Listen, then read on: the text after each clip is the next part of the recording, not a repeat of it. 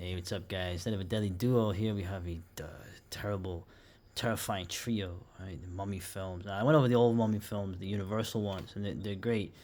These are the color ones from that sweet spot period, late '50s into the early '70s. Color, way more violent. All of them have similar themes in the films. Ancient tradition is desecrated by modern materialist people, and then they get the mummy gets revenge, killing lots of people and people that just get in the way. Obviously, the remake of the Mummy with Christopher Lee turns the mummy into a Terminator-like killing machine. Right. The other Hammer film here, Blood from the Mummy's Tomb, it's actually ancient Egyptian sorceress. She likes to use an invisible force that rips out the throat of her selected victims. Of course, this is a Spanish film. The great Paul Naschy. Actually, the mummy in this one is the pharaoh. He actually is a pharaoh who is betrayed, and then his tomb is desecrated. The way it's done is really cool. It's like almost instantaneous. The minute he's buried alive, you then see the pickaxe come through the wall of the tomb. Lots of little, like I said, very atmospheric. That ancient Egyptian, almost seductive thing about it that it had for even contemporary Westerners, Europeans, the Greeks, Romans at the time, and later, of course, the British.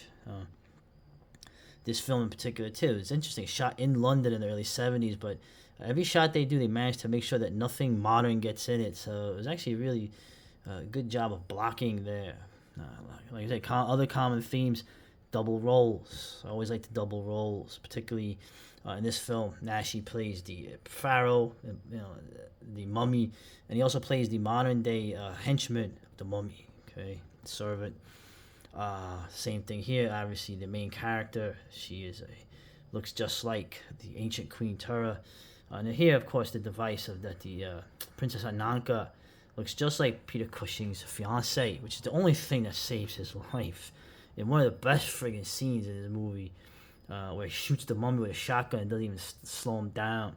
And then he grabs a harpoon and puts it through him. Really effective scene. This is very gory. He actually can smash people's heads apart with his fists. This is very bloody and grisly. This one was interesting. It was shot on indoor sets, so it really has like a weird, like you're not sure what time period this is supposed to be.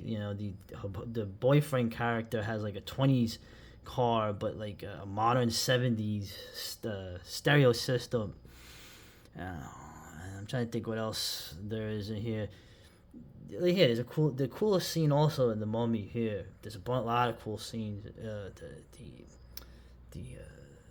The loyal henchman, but not really the henchman. He's the priest of the cult of Ananka, using this mummy, who of course was the priest who screwed up and got buried alive with a horrible fate and his tongue cut out.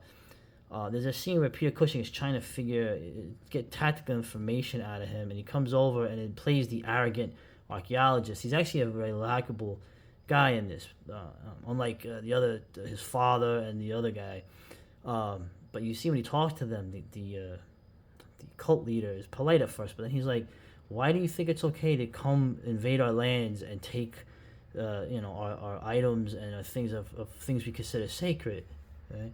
Really good scene. So of course, it's great because Peter Cushing is actually being arrogant on purpose in order to get information. But regardless, you have that here. She's sort of an evil sorceress, but like I said, she's getting revenge, and also she wants to be revived. So perhaps, maybe it's being a little one-sided on this. Trying to think of anything else. Like I said, beautiful women in all of them. Valerie Leone, Helga Line in particular. Love Helga Line. Look her up. Also, these two films, they have also chilling scenes where madmen are locked in an asylum in their cells. And still, the avenging force gets to them, and they're trapped, and no one believes them. So their cries for help are ignored. It's actually really kind of chilling. It's like, ugh. You can imagine the last few seconds of their life, the sanity returned too late. But regardless, just chilling, atmospheric, the allure of Egypt. We love the atmosphere and the. So, what is it about ancient Egypt that always fascinated even like I said, the contemporary Europeans at the time? Who knows? It's a mystery. But like I said, in the end, I'm pro mummy.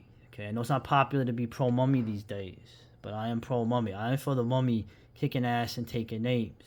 And needless to say, I never watched any of those stupid Brendan Fraser mummy films. I mean, you gotta be kidding me. So that actor who played the mummy was cool, the South African guy, but get the hell out of here, okay? We're for the mummy here. This is mummy territory. This is mummy country. You heard? All right. Anyway, later.